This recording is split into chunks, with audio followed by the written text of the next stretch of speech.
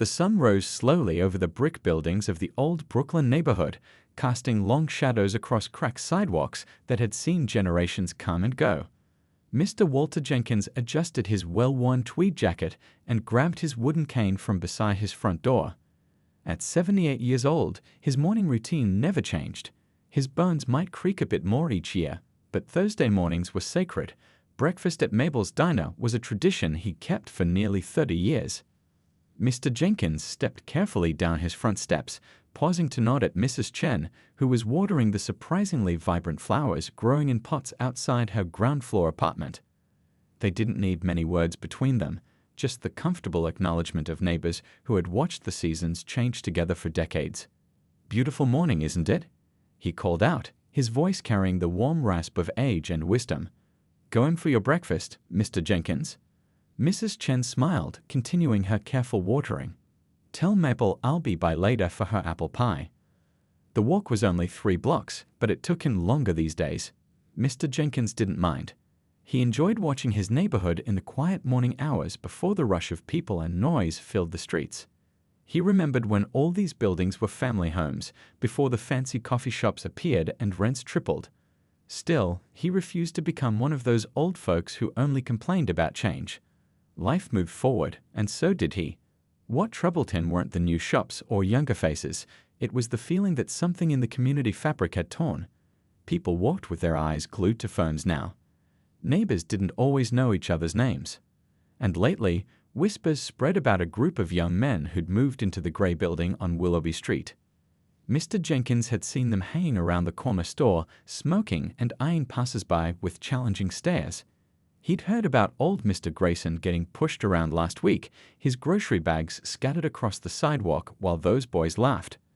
And sweet Mrs. Wilson found her purse missing after being distracted by one of them asking for directions. As he walked, Mr. Jenkins practiced what he might say if he ran into these troublemakers. In his 40 years as a school teacher, he'd faced down plenty of tough kids with more attitude than sense. Still, he wasn't as quick on his feet these days. His cane wasn't just for show. The morning air carried the smell of fresh bread from the bakery and car exhaust from the busy avenue beyond.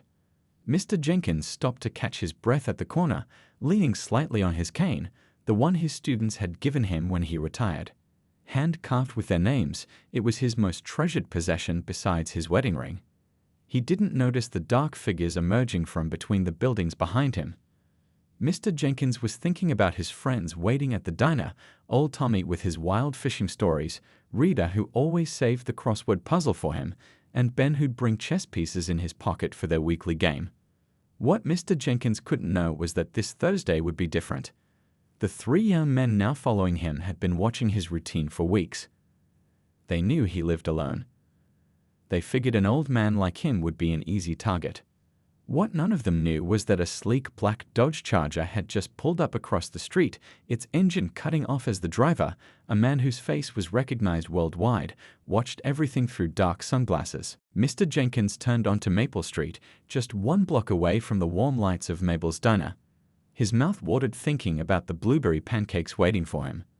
That's when he first heard them, quick footsteps and low laughter coming from behind. "Hey, old-timer, what's the rush?"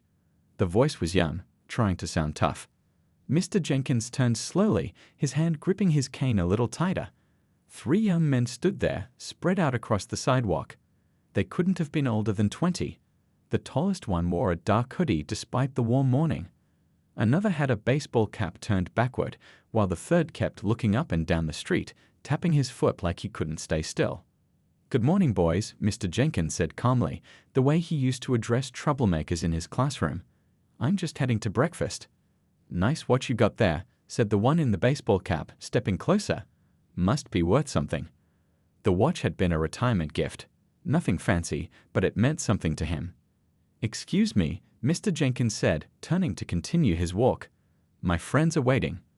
A hand grabbed his shoulder roughly. "We're talking to you, Grandpa." Mr. Jenkins felt himself being spun around, his balance wavering. His cane slipped on the concrete. He would have fallen if the wall hadn't been there to catch him. "Look at his clothes," laughed the jumpy one, pointing at Mr. Jenkins' carefully pressed slacks and polished shoes, dressed for church or something. "Times are tough," said the tall one, moving closer until Mr. Jenkins could smell cigarettes on his breath. "We need some cash. Empty your pockets." People passed on the other side of the street. A woman walking her dog glanced over, then hurried away. A delivery truck rumbled by, its driver focused on the road ahead. Nobody wanted trouble this early in the morning. "I don't carry much cash," Mr. Jenkins said truthfully. "Just enough for breakfast." The tall one shoved him harder against the brick wall. "Don't lie to us, old man." The one with the cap snatched the cane from Mr. Jenkins' hand. "Nice stick. Someone carved this special for you." He ran his fingers over the names etched into the wood, then held it like he might snap it in two. Mr. Jenkins felt a flash of anger hotter than fear. "That was a gift from my students. 40 years of teaching doesn't mean nothing to you." "Teaching don't pay the bills," muttered the jumpy one. "Check his wallet." Rough hands patted at his jacket. Mr. Jenkins straightened his back, standing tall despite the pain in his knees. "You boys think this makes you tough? 3 against 1 old man?" "Shut up," snapped the tall one, but there was something in his eyes, a flicker of shame quickly hidden. The jumpy one pulled at Mr. Jenkins' hand. "What's this?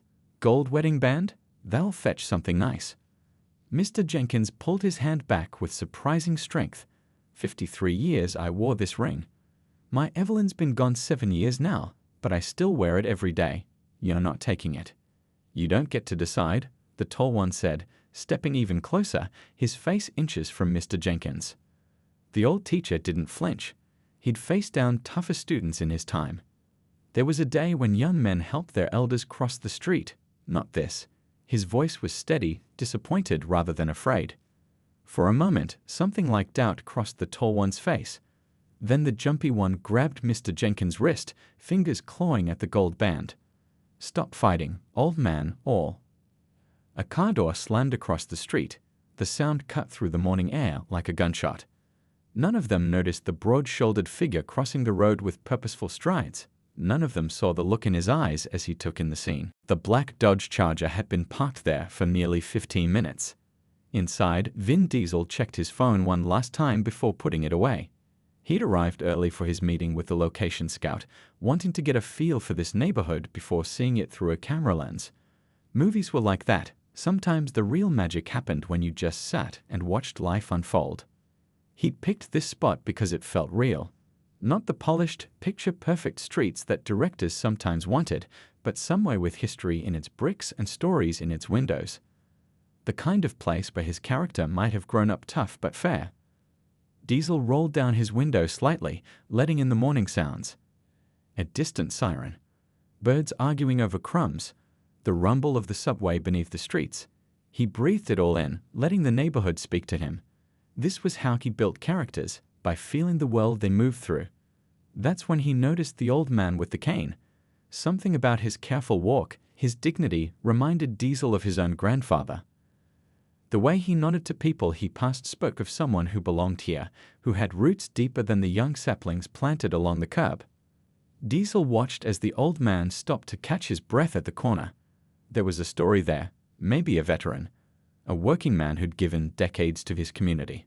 Someone's father, grandfather, someone important. Then he saw them, 3 young men moving with that too casual stride that meant trouble. Diesel had played enough tough guys to recognize the real thing. Their eyes locked onto the old man like hunters. One nudged another, chin nodding toward their target. "Ah, hell," Diesel muttered, sitting up straighter. He'd seen this story before, both in scripts and in real life. The hard knock of growing up angry with nowhere to put it. Looking for easy targets. Looking for someone who couldn't fight back. He reached for his door handle, then hesitated. Maybe he was reading too much into it. Maybe they were just heading the same way. Not his business to step into every situation. The studio would have his head if he showed up with a black eye to tomorrow's shoot. But then he saw them surround the old man. Saw the shove that pushed him against the wall. Saw the cane being yanked away. Something hardened in Diesel's face. He'd built a career playing men who lived by a code. Men who stood up when others stepped back. And while those were just characters, the principles behind them weren't fiction to him. Diesel thought about his own family, the tight bonds that had shaped him. He thought about respect, something his mother had drilled into him since childhood. respect for elders, respect for community, respect for those who'd walked difficult paths before you. He watched as the old man stood his ground despite the fear surely running through him. Watched as he refused to hand over something, probably his wedding ring, from the way he clutched his hand to his chest. Diesel had turned down roles where the hero looked away, where the script called for walking past trouble rather than into it. Some values weren't negotiable, on screen or off. He opened his car door. The morning air hit him as he stepped out, sunglasses catching the light. Across the street, no one had noticed him yet, the three young men too focused on their target, the old man too busy standing his ground. Diesel moved with purpose, the kind of confident stride that parted crowds without a word. His plain black t-shirt stretched across shoulders built in gyms around the world. Nothing flashy, nothing that screamed celebrity. Just a man who'd decided enough was enough. A woman walking her dog recognized him, mouth opening in surprise. He placed a finger to his lips, a small request for silence. She nodded, understanding something important was happening. As he crossed the street, Diesel wasn't thinking about cameras or fans or his image. He was thinking about his mother's voice. In this world, you stand up. You stand up because somewhere, someone stood up for you. The three hadn't seen him yet. The old man's eyes, though, they looked past his tormentors and widened slightly as they met Diesel's gaze. "I think you boys have made a mistake today." The voice came from behind them, deep and instantly recognizable. The three young men turned around, annoyed at the interruption. The annoyance lasted only a second before their faces changed. First came confusion, then disbelief, then the slow realization that the mountain of a man standing before them wasn't just any passerby. The tall one in the hoodie recovered first. "Mind your own business, man." Diesel took off his sunglasses, tucking them into his shirt. "See, that's where you're wrong. This is my business." He took a step closer, his presence filling the sidewalk. "When I see three young guys ganging up on someone who deserves their respect, it becomes my business." Mr. Jenkins stood straighter, relief washing over his weathered face. The jumpy one still held his wrist, fingers grasping at the gold wedding band. "You know who I am?" Diesel asked, his voice calm but carrying an unmistakable weight. "Yeah, we know," said the one in the baseball cap, his eyes darting between Diesel and the street, calculating distances and chances. "So what? You're just some actor." "True," Diesel nodded. "But before all that, I'm someone who was taught right from wrong." He gestured toward Mr. Jenkins. "Let the man go. Give him back his cane." The tall one let out a nervous laugh. "Look, we're just having a conversation with our friend here." He tried to sound casual, but his voice cracked slightly. "Doesn't look like much of a friendship to me." Diesel took another step forward. The morning sun caught the stubble on his shaved head. "Where I grew up, friends don't pin friends against walls. They don't take things that don't belong to them." Mr. Jenkins spoke up, his voice steadier now. "I was just on my way to breakfast." "See? The man's hungry." Diesel's eyes never left the three young men. "And you're standing between him and his meal. That's bad manners where I come from." The jumpy one finally released Mr. Jenkins' wrist, backing up slightly. But the tall one wasn't ready to back down completely. His hand went to his pocket, pulling out a switchblade that clicked open with an ugly sound. "Even movie stars can bleed," he said, trying to sound tough despite the tremor in his hand. Diesel didn't flinch. He'd faced larger men with bigger weapons, both on screen and off. "True, we all bleed the same." His voice dropped lower. "But before you decide if that knife is worth what comes next, ask yourself something. Are the cameras rolling right now? Or is this real life, where actions have real consequences?" The question hung in the air between them. "You think I learned all those moves from a choreographer?" Diesel continued. 20 years of martial arts, real training, not just for show." He wasn't boasting, just stating facts in a voice that left little room for doubt. Down the street, someone had noticed the confrontation. A shop owner stepped outside, phone in hand, already dialing. The young man with the baseball cap saw this and tugged at his friend's hoodie. "Come on, man, it's not worth it." The tall one's eyes darted between Diesel and the growing number of witnesses. His grip on the knife tightened, then loosened. "Smart choice," Diesel said quietly, seeing the calculation in the young man's eyes. "Walking away doesn't make you weak. Sometimes it makes you wise." The tall one snapped the knife closed, but couldn't resist one last show of defiance. "You don't own these streets." "Neither do you," Diesel replied, "but we all share them. And on shared ground, we look out for each other." He pointed to Mr. Jenkins, "starting with those who built this neighborhood before any of us were born." Something in his words seemed to reach the young man. Not enough for an apology, but enough to make him step back, shaking his head. He looked at his friends. "Let's go." The one with the cat hesitated, then tossed the wooden cane on the ground between them before backing away. The three of them retreated down the street, trying to look casual but moving quickly. Diesel waited until they turned the corner before bending down to pick up the cane. He examined it carefully for damage before turning to Mr. Jenkins. "Looks like it's still in one piece," he said, offering it back with a gentle smile. "Just like you." Mr. Jenkins leaned on his cane, his breathing finally returning to normal. "Thank you," he said simply, looking up at Diesel. Not many would have stopped. Diesel shrugged, his massive shoulders moving under his t-shirt.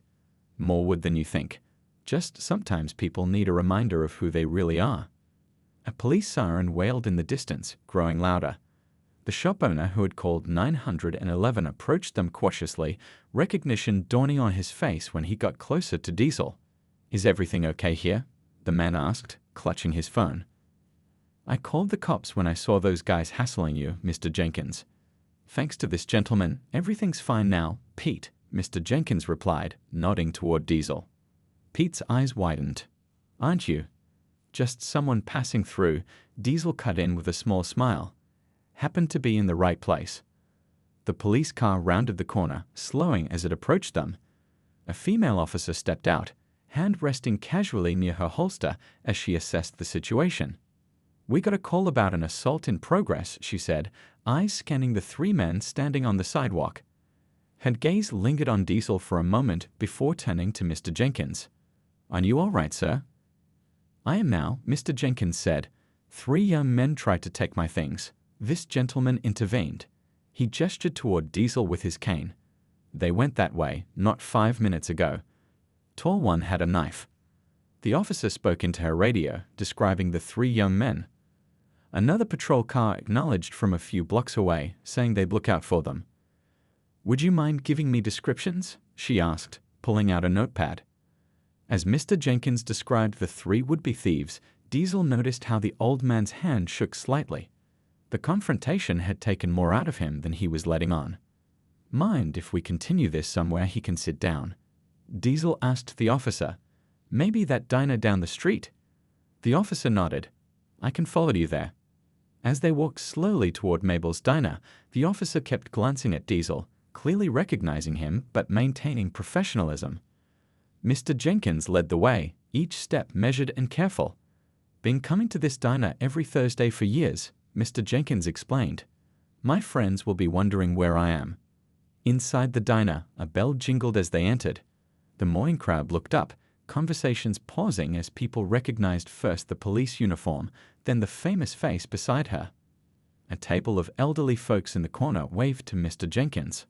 "Walter, we were getting worried," called an old woman with bright eyes and silver hair pinned neatly back.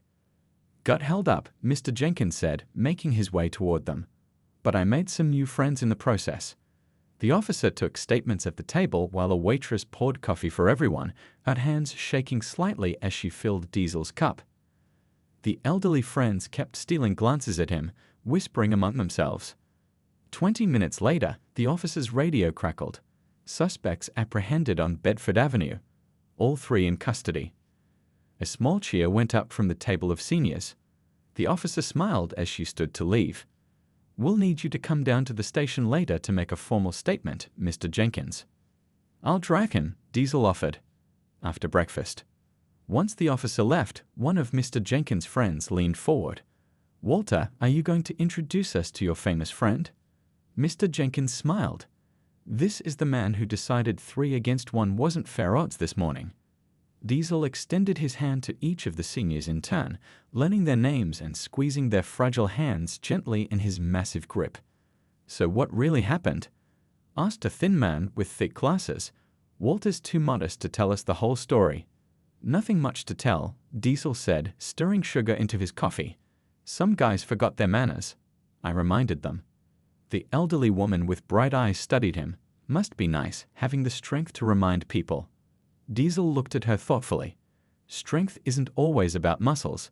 Your friend here, he nodded toward Mr. Jenkins, showed more real strength standing his ground against 3 men than I did stepping in. Mr. Jenkins shook his head. Different kinds of strength for different moments. The waitress returned with plates of food, and as the aroma of pancakes and bacon filled the air, the diner returned to its normal rhythm. Word had spread quickly through the neighborhood.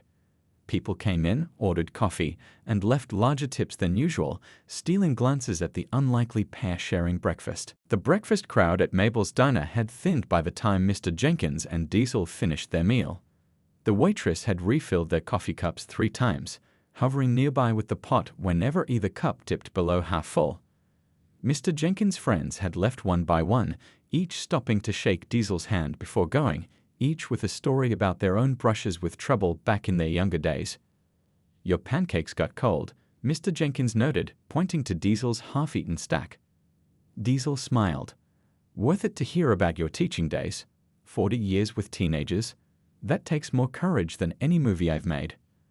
The old teacher chuckled, running his weathered fingers along the carved names on his cane. Each one of these names has a story.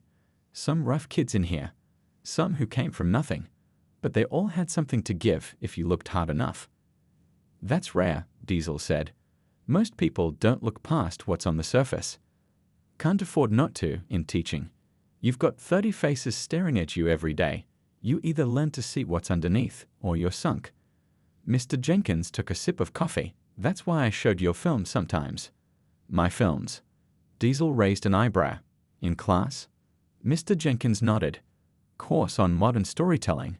How today's myths compare to classical ones. He leaned forward, warming to his subject.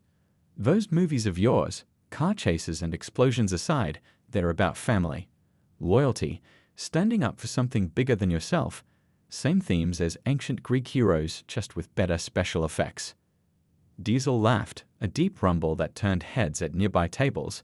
Most critics don't see it that way. Critics look for what's wrong. Teachers look for what's right. Mr. Jenkins tapped his temple with one finger. Something you can use to reach a kid who thinks Hercules is boring, but will sit up straight when your character talks about what really matters in life. A comfortable silence fell between them. Outside, the morning had brightened, sunshine painting golden rectangles on the checkered diner floor. The rush hour crowds had passed, leaving the streets to delivery trucks and parents pushing strollers. We should get you to the police station, Diesel said finally. Give you a statement. Mr. Jenkins nodded. Suppose we should. He reached for his wallet. I've got this, Diesel said, placing some bills on the table. Consider it payment for the film analysis. As they stepped outside, Diesel's phone buzzed. He checked it briefly. Location scouts running late. Looks like I've got time to drive you. The black Charger gleamed at the curb. Mr. Jenkins ran an appreciative hand over its sleek hood before carefully lowering himself into the passenger seat. Inside, the car smelled of leather and something clean, like expensive cologne. Nice ride, he said, settling his cane between his knees. Movie perk, Diesel replied, starting the engine. The car rumbled to life, drawing stares from people on the sidewalk. They let me keep it after filming Wrapped. As they drove, Mr. Jenkins pointed out landmarks of his neighborhood, the school where he taught, the park where he proposed to his wife, the old cinema that now sold organic vegetables. Everything changes, he mused, not always for the better. Some things don't change, Diesel said. People still look out for each other, most of them anyway. At the police station, the process was quick. Mr. Jenkins gave his statement while Diesel waited, signing autographs for a few officers who found reasons to walk past the bench where he sat. One young officer handed him a worn photo of her brother, a Marine serving overseas. He's a huge fan. Would you mind? Diesel wrote a personal message asking her about her brother's service, his genuine interest making her day brighter. When Mr. Jenkins emerged, they drove back to his building in comfortable silence. Pulling up to the curb, Diesel shifted in his seat to face the older man. Look, I'm in town for the next few weeks. Location scouting, then some early shooting. He pulled out his phone. Mind if I get your number? Maybe we could grab breakfast again. Mr. Jenkins looked surprised. You want my number? What for? I liked our conversation, Diesel said simply. Don't get many of those in my line of work. Real ones, I mean. Something about his honesty made Mr. Jenkins smile. He recited his number, watching as Diesel programmed it into his phone. I've been thinking, Diesel said, looking up from the screen. We're filming a small scene at a school. Need someone to consult on making it realistic, how a real teacher would handle things. He shrugged those massive shoulders. Could use your input. You're offering me a job? Calling it a favor to me, Diesel corrected. Couple hours, good pay, craft services lunch. His eyes crinkled with genuine warmth. Plus you can tell me more about how I'm like Hercules. Mr. Jenkins laughed, the sound lighter than it had been in years. Hercules had better hair. As he climbed carefully out of the car, Mr. Jenkins paused. Thank you, not just for this morning, for seeing an old man as someone worth talking to. Age is just a number, Diesel replied. Real respect is earned. He tapped his fingers on the steering wheel. I'll call you about that consulting gig. I'll answer, Mr. Jenkins promised, closing the car door. As the Charger pulled away, Mr. Jenkins stood taller than he had in years, his cane planted firmly on the sidewalk of the neighborhood that had been his home for half a century. 2 weeks later, Mabel's diner was packed. Every table filled, people standing along the walls, even a few kids sitting cross-legged on the floor near the front window. Mr. Jenkins sat at the center table, his cane hooked over the back of his chair, a cup of coffee cooling in front of him. Didn't expect this many folks, he whispered to Tommy, his chess partner of 15 years. Word gets around, Tommy replied, adjusting his hearing aid. Not every day we get a movie star in the neighborhood. The bell above the door jingled. Conversations died as Vin Diesel ducked through the entrance, followed by a woman carrying a laptop and a man with a notebook.